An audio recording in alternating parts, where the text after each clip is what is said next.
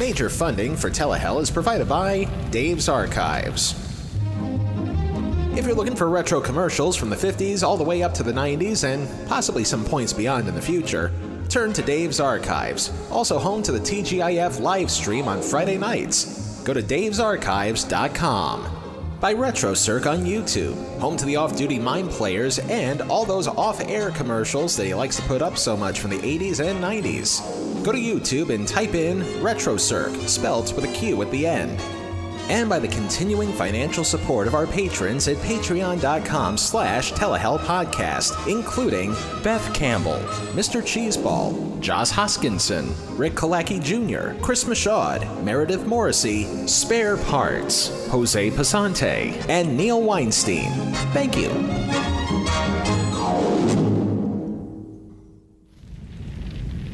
After the Shasta disaster coming at ya of 1999, and yet another slate of shows that failed to make it past its first season, UPN was in the throes of chaos. As we've stated in the past two shows, the network had its fair share of troubles in its first few years on the air, thanks in large part to seeking out an identity for itself that would stand out among its major competitors, yet still be strong enough so that people would actually watch most of what little entertainment the network had to offer. Sure, they still had some things to be proud about thanks to its ever-expanding line of urban-based sitcoms, its Thursday nights that got rented out to the WWE, and of course, anything with the words Star Trek attached to it. But if the network was to attract any major star power of any kind, it had to make a series of bold and calculated moves that would spark the right attention. One of the biggest moves happened at the turn of the century. And on that note, I'm going to defer the next few minutes to somebody who probably knows a lot more about the history of UPN on a business standpoint than I ever intend to do. By special arrangement with his YouTube channel, I'm going to let one of my new favorite TV historians tell this part of the story, a part that's already featured in his two-part retrospective on the UPN network. Ladies and gentlemen, Mr. Connor Higgins.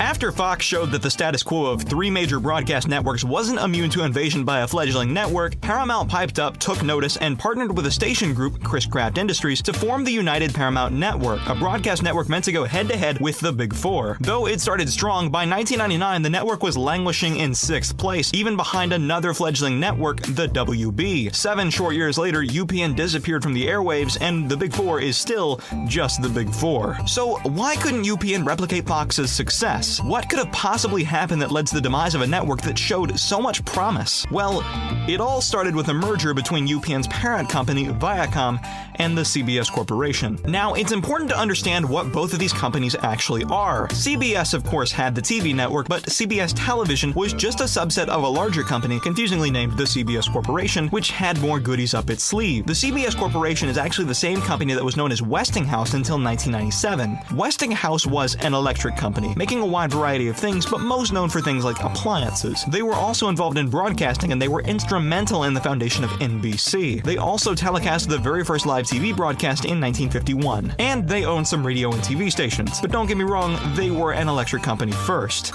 At least until 1990. After a lot of financial struggles and a new CEO, they sold off most of their electrical assets and invested $15 billion into the broadcasting business, which consisted of buying Infinity Radio, which owned the venerable Howard Stern Show, the Nashville network CMT, and yes, CBS. Seeing as they weren't much of an electric company anymore, they renamed themselves the CBS Corporation in 1997. There were obvious benefits for both sides of the merger. The biggest reason it hadn't happened up to this point was a lingering FCC regulation that stated that one company was forbidden from owning more than one TV station in a given market. And since Viacom was the owner of several UPN stations, among others, and CBS owned and operated a bunch of stations nationwide, their hands were tied unless those rules got eliminated. And then, in August of 1999, the FCC threw them a bone. They allowed a company to own more than one station, but there were some asterisks. The legal situation surrounding UPN's position in the merger heated up. Chris Craft had sued to block the merger altogether because Viacom and Chris Craft included a clause in their contract that they were not to make a deal with a competing network. network. Viacom told them to cool it because the merger hadn't even gotten anywhere yet, but they also issued an ultimatum which was backed by the New York Supreme Court. Chris Kraft had two options: sell their 50% share of UPN to Viacom, relinquishing control of the network to the new combined Viacom in return for $5 million, or buy back Viacom's 50% share at the cost of $5 million. Chris Kraft wanted nothing more than to keep the partnership alive. Their deep-pocketed partner was a great benefit to them. They kept fighting in the courtroom to dismantle the merger altogether, but the courts weren't having it. The FCC was also playing nice with Viacom and had made the allowance for them to own both CBS and UPN, so Chris Kraft was the only thing potentially standing in their way. Eventually, they had to make a decision. Knowing that they couldn't possibly support UPN, which had lost nearly $1 billion in 5 years, they painstakingly gave up the network in full to Viacom. And just like that, Chris Kraft was out of the picture. Oh, okay, not entirely, because all of those stations that Chris Kraft owned still had to carry UPN, or else there would be a huge issue for the network. Chris Kraft, when the merger was first proposed, was open to a total acquisition of all of its assets, including its stations, by Viacom. However, Viacom wasn't interested because they believed Chris Kraft's price of $3.1 billion to be too high, and negotiations were fruitless. After Viacom had issued the ultimatum, and Chris Kraft had sold off their stake of UPN, Chris Kraft once again tried to get Viacom to take the rest of their stuff as well. Viacom wanted to, but the problem was the same: too high of a price. Chris Kraft found a suitor soon enough, and it was Fox television stations. They were willing to cough up the money to buy out Chris Kraft and the 10 huge stations that they owned. But since the Fox television stations and the Fox Broadcasting Company were owned by the Fox Entertainment Group, I know, a lot of Foxes, questions about whether the Fox Entertainment Group would use the Chris Kraft stations to broadcast Fox instead of UPN surfaced. If they had decided to do that, it would have been bad news for UPN, because these stations included their New York and Los Angeles stations, and losing out on those two markets alone would be catastrophic. No TV network had ever succeeded without owning a network in those markets. Fox television stations was also going to cross that 35% of the nation threshold with their purchase, so the legality of the acquisition was brought into question. So, recognizing that UPN wouldn't survive if those stations ceased to carry it, Rupert Murdoch, the head of the Fox empire, said he would be open to negotiations with Viacom in regards to keeping the network on those stations. Viacom and Fox reached an agreement to keep UPN on the stations throughout 2003, which was a short-term deal with nothing about subsequent years included. Because of the nature of the deal, there was some uncertainty about the future of UPN. Murdoch even began to express wishes to buy out a stake of, or all of, UPN. Viacom squirmed and adamantly did not want that to happen, so the big Fox stations kept broadcasting Viacom's UPN as affiliates for the time being. Now that they had gotten that whole issue squared away, they had really gotten rid of Chris Kraft, and they rejoiced. Everybody got that? Good!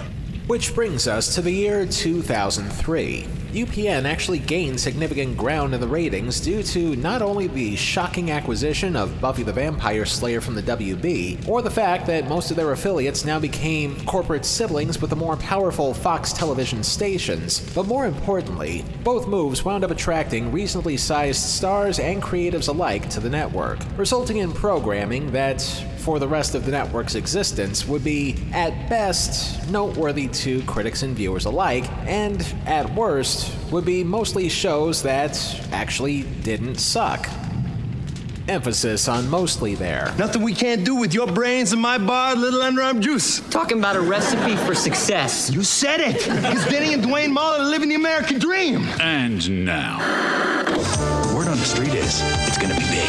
Stay tuned. Network television has never looked quite like this.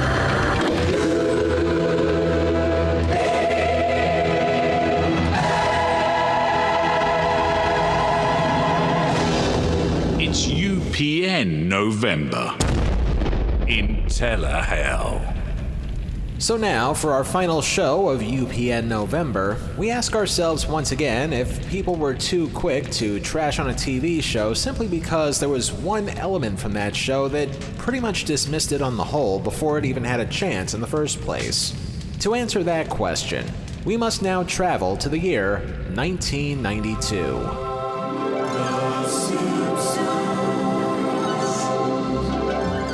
By that point in time, The Simpsons was at the zenith of its first decade on the air. While the mania it developed during its first few years cooled down considerably, the show was still one of the sharpest written on TV. In 1992, the show plucked a pair of writers from the Ivy Leagues. One, a Harvard Lampoon writer named Bill Oakley, and the other, a Stanford Chaparral writer named Josh Weinstein.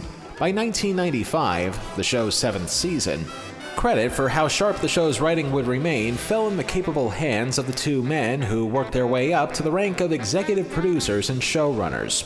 Altogether in their tenure, both Oakley and Weinstein would pen episodes that would represent the best of times. Aurora Borealis, at this time of year, at this time of day, in this part of the country, localized entirely within your kitchen. Yes. That's it? No. And arguably the worst of times. I'm an imposter. That man is the real Seymour Skinner. When the duo left the show in the late 90s, they took their talents, ironically enough, to UPN's major competitor, the WB. During the primetime animation boom of the late 90s, the duo came up with a show that was as much criminally underrated as it was critically maligned, as Oakley and Weinstein would be the creative forces behind Mission Hill. A Bill Oakley, Josh Weinstein production! In spite of the inter-network troubles that the show caused them, the duo kept on moving along. They would later be consultants for the original Fox run of Futurama, and I'm pretty sure they didn't really need the work, since they were more than likely raking in a boatload of Simpsons residuals anyway. In fact, when you have a chance, go look for a documentary series from the Vice TV network called Icons Unearthed, and you'll hear what Oakley and Weinstein's contribution to the show was, aside from sharp writing.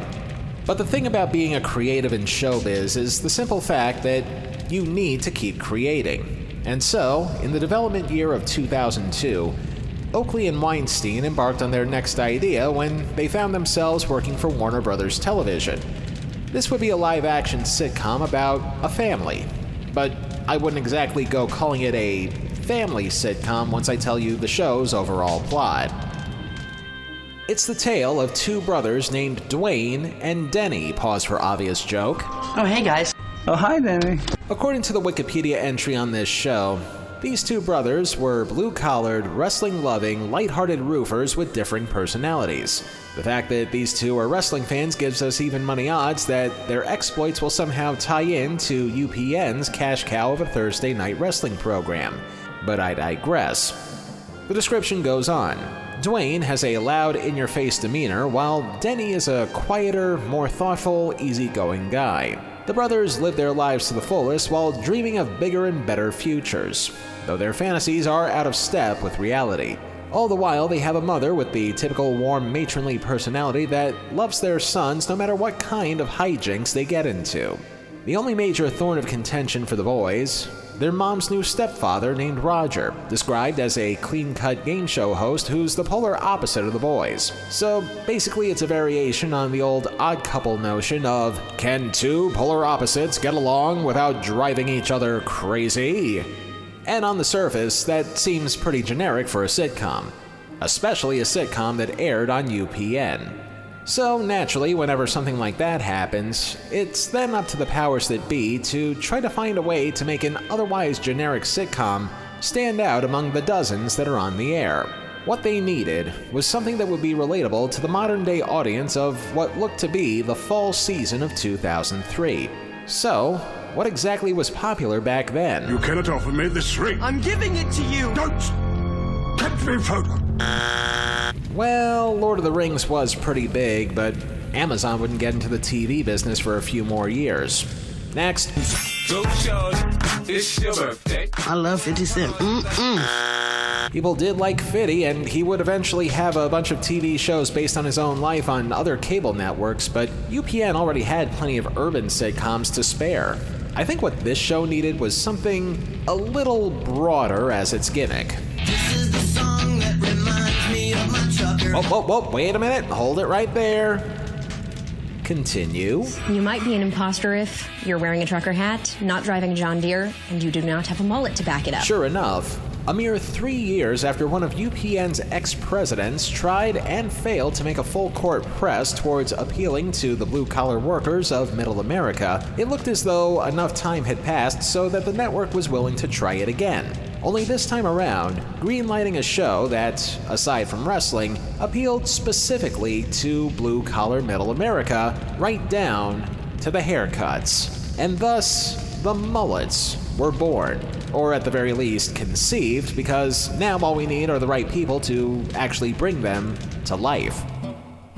First, our two main Mullets will be played by the best up-and-coming actors that UPN could afford. Big Brother Dwayne will be played by Michael Weaver, who, not unlike many others that we cover down here, managed to shake off the stigma of doing a not-so-good TV show and also go on to have a fruitful career on the TV guest star circuit for the past 20 years and counting. Most notably, some appearances on CSI, NCIS, and even some regular roles in Notes from the Underbelly, The Joe Schmo Show, and Diary of a Future President. His brother Denny... Oh, hi, Denny.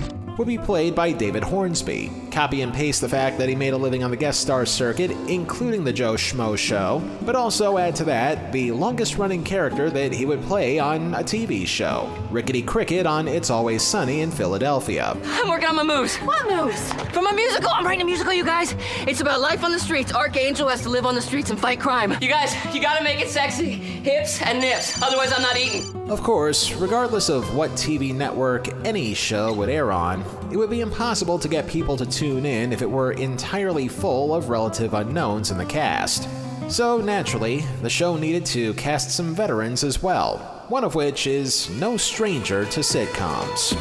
Baby, if you've ever wondered. I study trivia.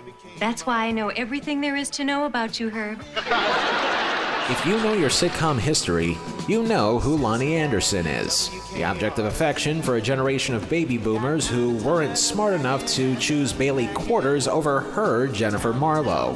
Aside from WKRP, however, Anderson has logged quite the career. From playing Jane Mansfield opposite a still-to-be-famous Arnold Schwarzenegger, to her long-running and tumultuous relationship with Burt Reynolds, she's maintained a presence on TV to this very day, as did our next participant, the man who would play Lonnie's husband and reluctant stepfather to our mulleted heroes. That's a very nice jacket. Thanks. Very soft. Huge button flaps. Cargo pockets, drawstring waist, deep bi-swing vents in the back, perfect for jumping into a gondola. How do you know all that? That's my coat. You mean... I'm Jay Peter. John O'Hurley has maintained a presence on stage and screen for the better part of the past 4 decades. Guest star roles? Of course. Game show host and MC for various dog shows?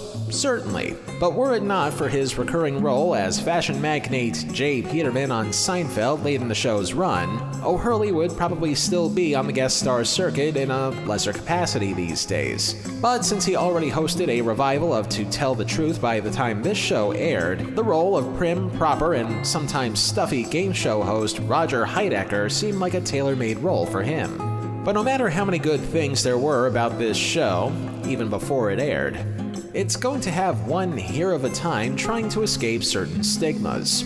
In particular, would anybody watch a show with rural sensibilities on a network that, up to the end of its existence, still catered largely to urban audiences? Not unlike what Dean Valentine attempted to do when he was in charge of the network in the late 90s. To hedge some bets, the powers that be at UPN scheduled this show on a night when other networks' shows, while still popular, were on its last legs, thus giving UPN a fighting chance. Granted, those shows that were on their last legs were NYPD Blue, Frasier, various dramas on CBS, and also one show that was just starting out, some kind of upstart singing contest on Fox later that winter.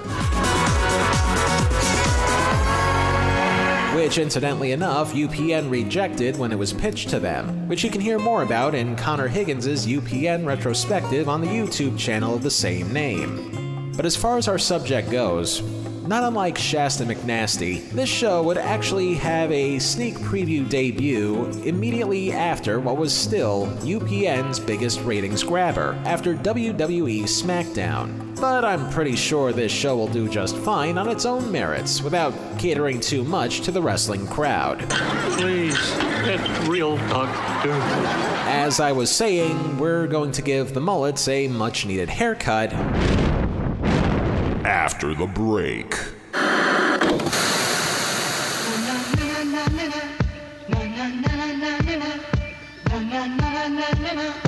When the sun goes down when the evening rolls around, that's the time I find got blue ribbon on my mind. I've got that blue ribbon on my mind. More and more lately I find I've got a taste for living. I'm thinking cold blue ribbon. I've got that blue ribbon on my mind.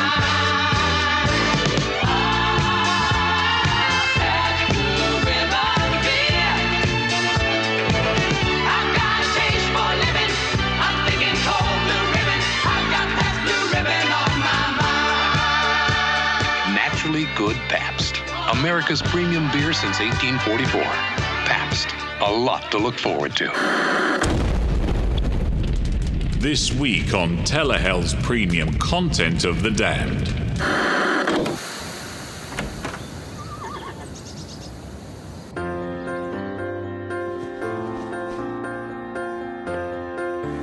Brought together by destiny. People said it'd never work. But somehow, 1 + 1 = 3. The Texican Whopper. The taste of Texas with a little spicy Mexican. To understand it, you must try it. The only way to listen to Telehell's premium content of The Damned is by becoming a patron at patreon.com/Telehell podcast. For just a few bucks a month, you can listen to our premium content and get some swag along the way. Once again, that's patreon.com/Telehell podcast. Now at new low prices. And now, back to this week's torture. September 11th, 2003. You know what? I'm just going to use my skip historical context free card for this one because I'm pretty sure we all know what happened 2 years earlier. We hope. And at 9:30, 8:30 Central, UPN returns to Middle America, or at least in the case of this sitcom, suburban Southern California, to see a pair of fun-loving brothers getting into some shenanigans. And folks, nothing screams confidence more than using the theme to 2001: A Space Odyssey to introduce yourself. Especially since all it is that the duo is doing is getting to the top of a roof for their first fix-up job. Oh, yeah. Psyched? New roofing job. Guess I'm feeling okay about it. Feeling okay? You should be feeling psyched, stoked, and 1,000% in freaking enthused. Today, we're just fixing a roof, but it's only the first step. After roofing comes contracting, then construction, casino operation, all-around real estate moguling, sports team ownership, sexy young trophy wives, political power, and bam! An American dynasty is born! All hail the Mullets boys! I'm strongly resisting the urge to say anything political here, especially since this show drops 2 weeks after midterm elections, and we're recording this 2 days before it happens. So for now, we can either call it a harbinger for things to come, or a prediction with the potency of a magic 8-ball. In the meantime, just exactly how good are these guys at roofing? This roof is our stairway to the stars! Okay, I'm ready to rock and roll! Well, I gotta give him credit for one thing. At least he's optimistic when, in actuality, he's a prime candidate for the Peter Principle. As we let the credits roll, we're once again treated to dude stuff. Not unlike Shasta McNasty. Only this time around, at least the credits in this show are legible, but the dude imagery is even more random, yet makes all the sense in the world. You've got jet-powered funny cars, wet bikini ladies, barbecue, monster trucks, more bikinis, speedboats, wrestling, more barbecue, even more bikinis, and our two protagonists freeze-framing their way through it all while acting as visual aids as to what their hairstyle is all about. Business in the front, party in the back. You know, dude stuff.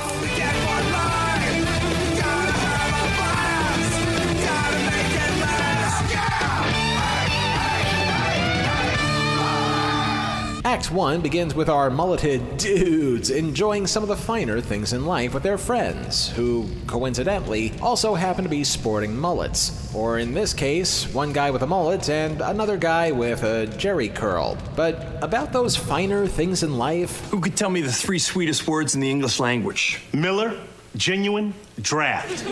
Bacon, double, cheeseburger. Pamela Anderson Mullet. Wrong. Everyone knows the 3 sweetest words? Our girl's gone wild. Oh, God damn. Just as a reminder, this show was created by 2 people who were around during the zenith years of The Simpsons.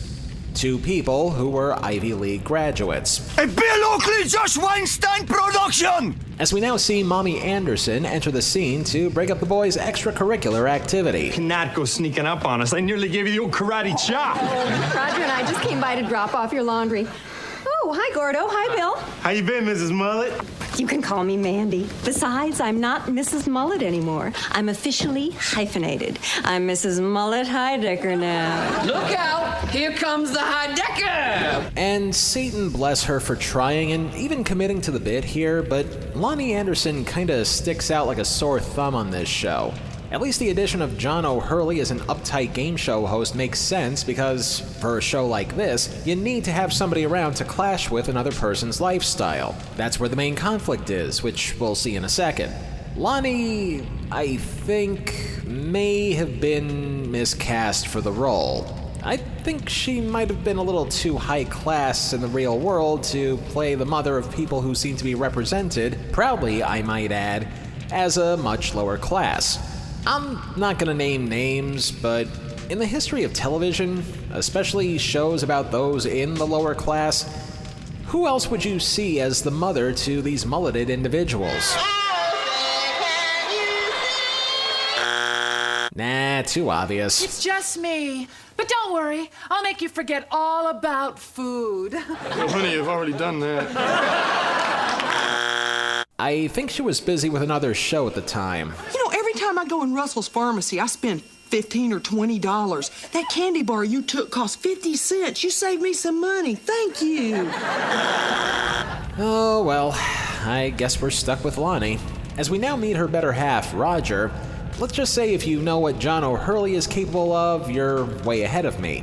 But for the record, let's see how he handles his stepsons. Alrighty then. I'll just put the shirts over here and I'll let you 2 deal with the jockstraps. Do I know you from somewhere? You look real familiar. Roger is a TV personality. Yes, I'm the host of Quizardry. The game show. You sure you're not the guy who repossessed my car? Dumbass, what's wrong with your stinky old Monza? This man gives cars away. Money, trips, Broy furniture. That shows the Super Bowl for eggheads. Ken Jennings, Mayim Bialik, and the ghosts of Alex Trebek and Art Fleming would like to have a word with you after the show. She's a real Poindexter. Well, I had a lot of time to read when I was a liposuction technician. Anyway, I went on Quizardry last night. Actually, it was the first time that I have ever fallen in love with a contestant, so naturally we had to disqualify her.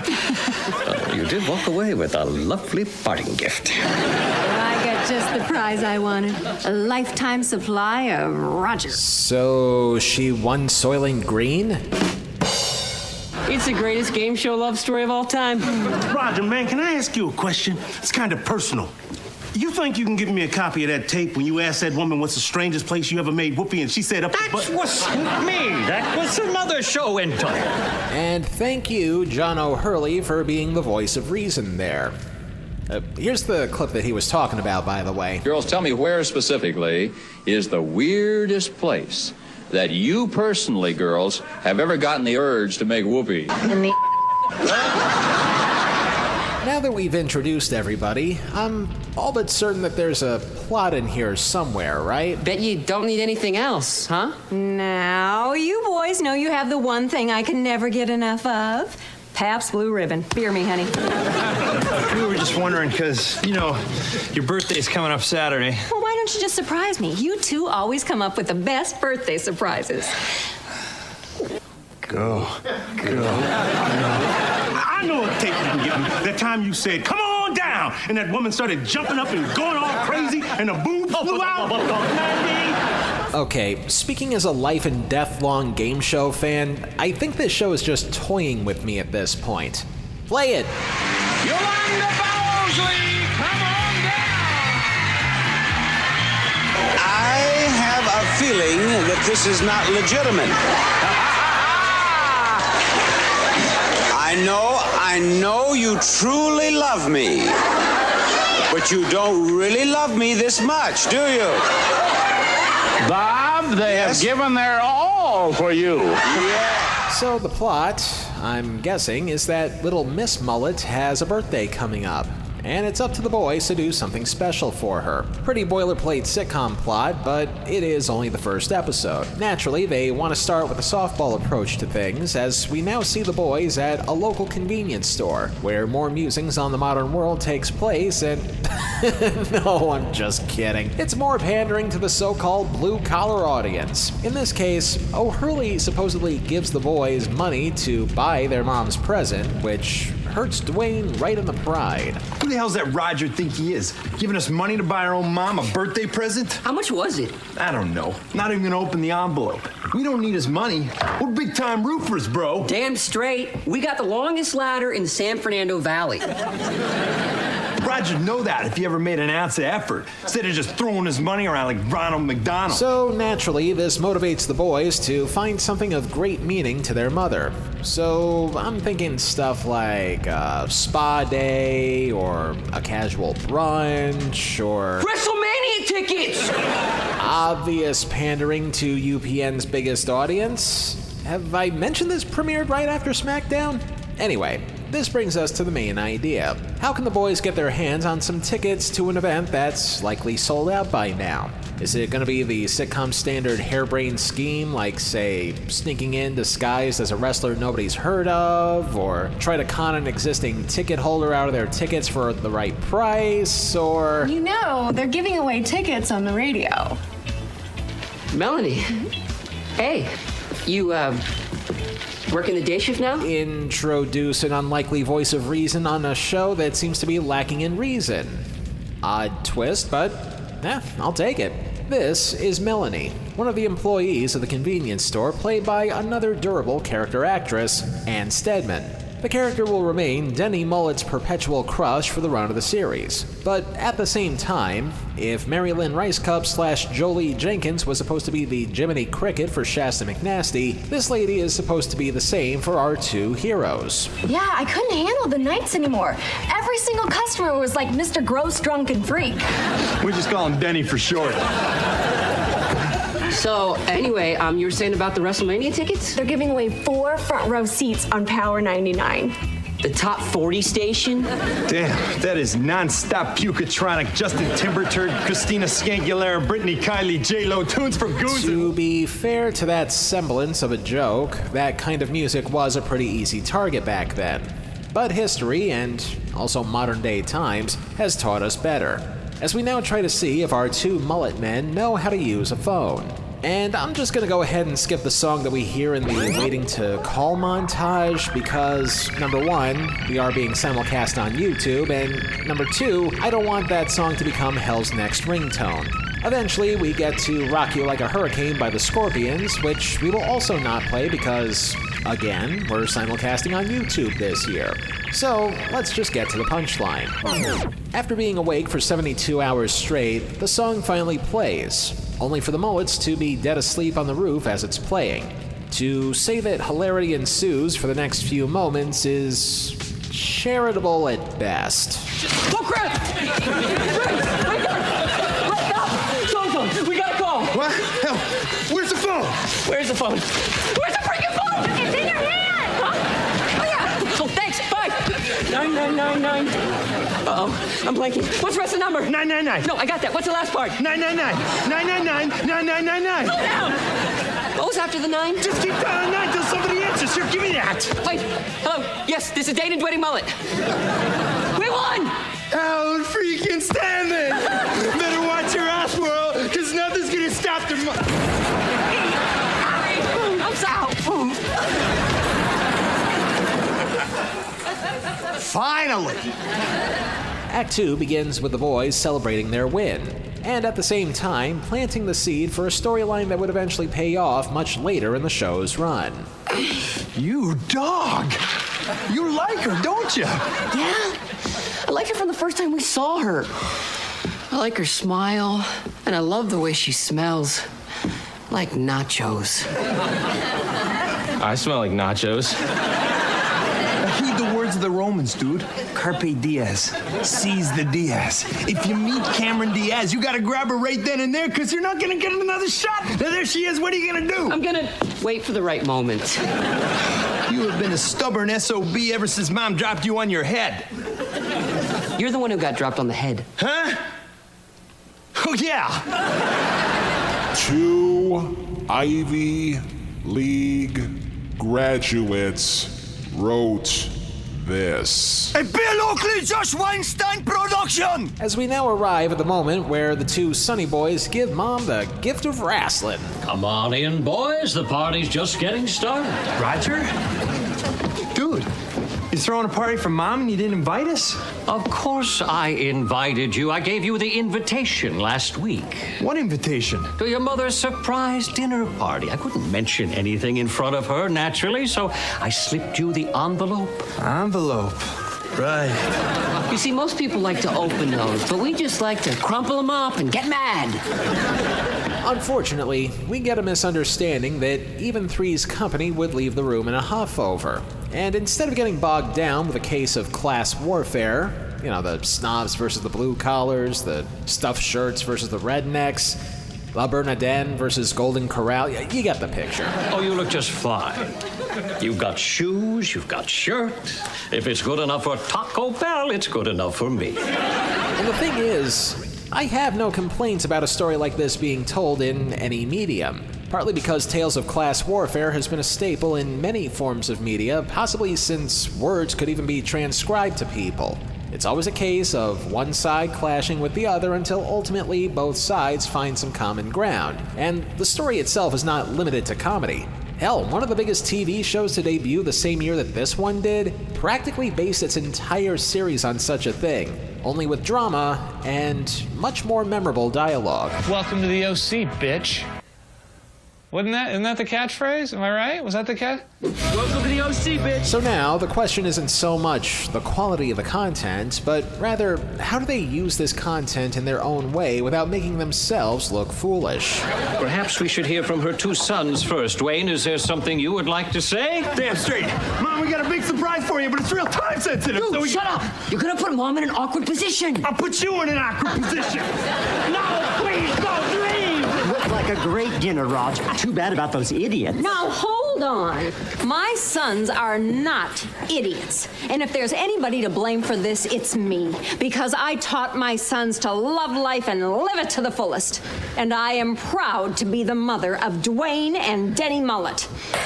Thanks, Mom. That was really sweet. We got you tickets to WrestleMania. WrestleMania? Oh, these are front row seats. How'd you get them? We listened to top 40 music for 72 hours straight. I think it may have damaged my drain. I think any chance to reserve foolishness went straight out the window the second it was revealed that the name of this show was The Mullets. But still, we all learn a valuable lesson. No matter what kind of people you come from, family sticks together. Even if somebody who recently joined the family is reluctant to do the kind of bonding activity everybody else seems to want to do. I don't like wrestling. In fact, I pride myself on being the kind of man who doesn't like wrestling. And I have an image, a public image, that I have to maintain, so therefore, I plan to stay as far away as possible from events like... So now it's time for our obligatory wrestling crossover since, once again, this show's premiere episode came on after that night's WWE SmackDown. Only instead of the Big Show capering as a pizza guy, we get an appearance by one of my all-time favorite tag teams. Resistance versus What? You think I know nothing about the Dudley Boys? AKA Team 3D, AKA the greatest and most decorated tag team in wrestling history? Bubba Ray, Brother Devon? little brother Spike, not to mention their valet from the ECW days, Joel Gertner, and dare I forget the legendary legs of the Duchess of Dudleyville, Stacy Keibler, the team who would pioneer the use of smashing people through tables in their matches via the Dudley Death Drop.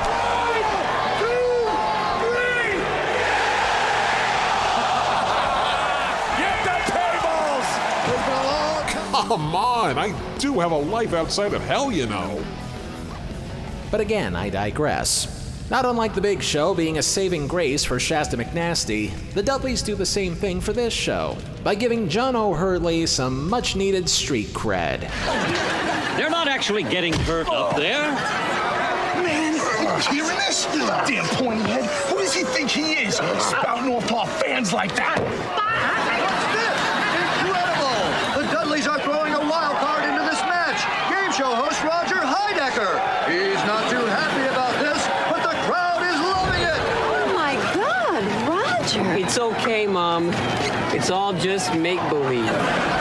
2 years later, O'Hurley would become a charter participant on Dancing with the Stars, which would also parlay into his stint as host of Family Feud. So you can't say this show didn't do something right. We cap this off with Jay Peterman getting his wounds tended by future Dancing with the Stars contestant Stacy Keibler, and our mulleted heroes recapping the day's events. Those bruises, they're so lifelike. Nah, it's all special effects. I don't understand what would make Roger do something like this. Special treat for your birthday? Yeah, sort of saying, I respect you and all your many interests. That is the most romantic thing I have ever heard. Damn, I misjudged Roger. He's got class and cojones. Not only does he belong in this family, he might just be the most extreme of us all. Please, get real, Doctor. And so ends the Tale of the Mullets, a show that I honestly don't know what the problem with it was. It wasn't horrendously bad, like Shasta McNasty ultimately steered away from by its final episode, and it wasn't misunderstood and rushed to judgment like Homeboys in Outer Space was. And in what few reviews I could find for the show, they were still mostly negative. But not the scathing kind of negative reserved for other UPN shows. These reviews were more along the lines of, "No, sir, I didn't like it." But the positive ones I could find on Rotten Tomatoes state that it was simply dumb, but the fun kind of dumb. And that kind of dumb is perfectly fine. But for Bill Oakley and Josh Weinstein to go from The Simpsons to Mission Hill to this still feels like the biggest mystery of all, one that we hope to decipher in the 9 circles. Limbo, lust, gluttony, greed, wrath, heresy, violence, treachery. Obviously, there has to be at least one reason why we'd even be covering a show like this that's easy to say. The simple fact that out of the 11 shows that were produced, only 8 of them aired in the US before getting the axe in March of 2004, making it an easy mark for Limbo. But something I've noticed with the shows that we've been covering here this month is that there seems to be a theme within the theme. That not only are these shows from the same network, but these shows may have been unfairly maligned thanks in no small part to the don't judge a book by its cover axiom. For instance, when it first aired, people were prepared to hate on Homeboys in Outer Space just because of the title of the show. As we found out, the show was corny in some places, but its hate was overall unwarranted. In the case of Shasta McNasty, even though there was plenty to hate about the pilot, it too improved its quality over time.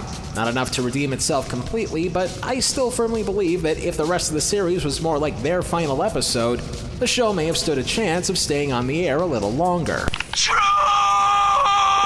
And yes, the Mullets are no exception. The premise of this show is that it's 2 guys with mullet hairdos being themselves and goofing off while trying to get ahead wherever they can. Sounds perfectly fine for just 1 episode, but this becomes the crux for the bulk of the series. Half of the shows listed in the episode guide shows them trying to get on John O'Hurley's good side, with O'Hurley responding with many an eye roll directed at them. The rest of the time, it's just one get-rich-quick scheme after another with seemingly little improvement, which, again, seems like pretty standard sitcom fare. That is, until we're reminded of just who is responsible for this standard fare in the first place. two people who were around during the zenith years of The Simpsons, and two people who were, once again, Ivy League graduates. A Bill Oakley, Josh Weinstein production! I don't know if Bill Oakley and Josh Weinstein were slumming it at the time, but I still find it a little questionable that both gentlemen, very talented ones at that, would go from riding the waves of success during a sitcom's formative years to making a show that's the complete and polar opposite.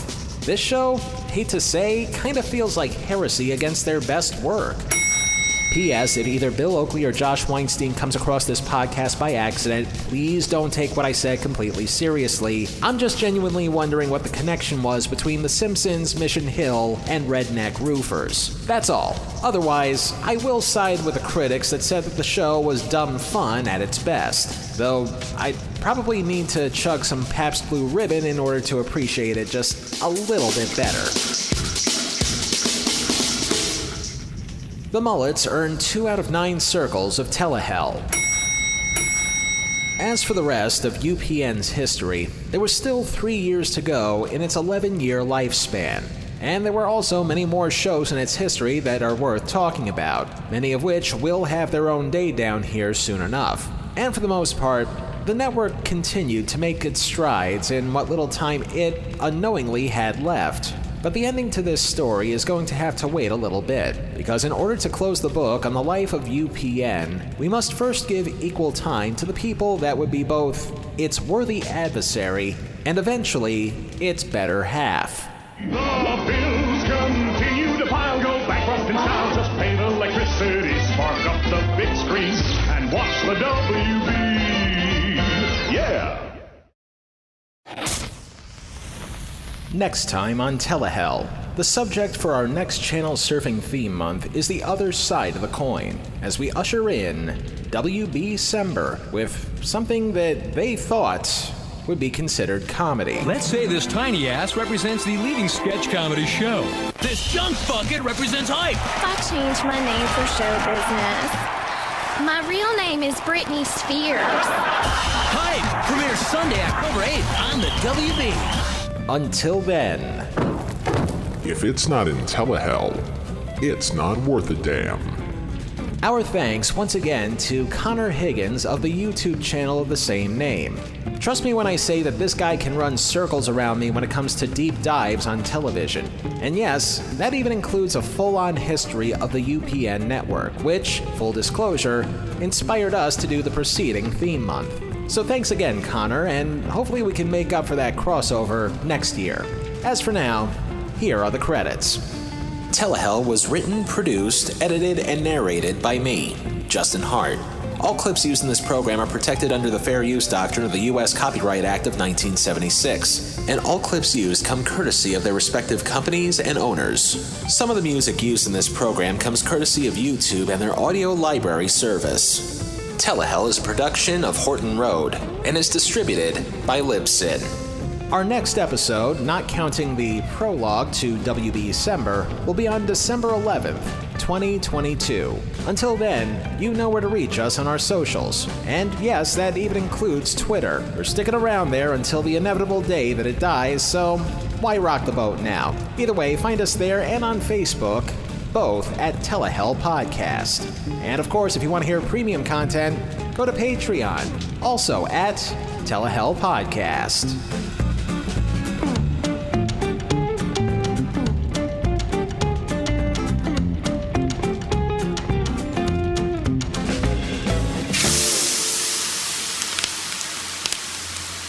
A Bill Oakley, Josh Weinstein production!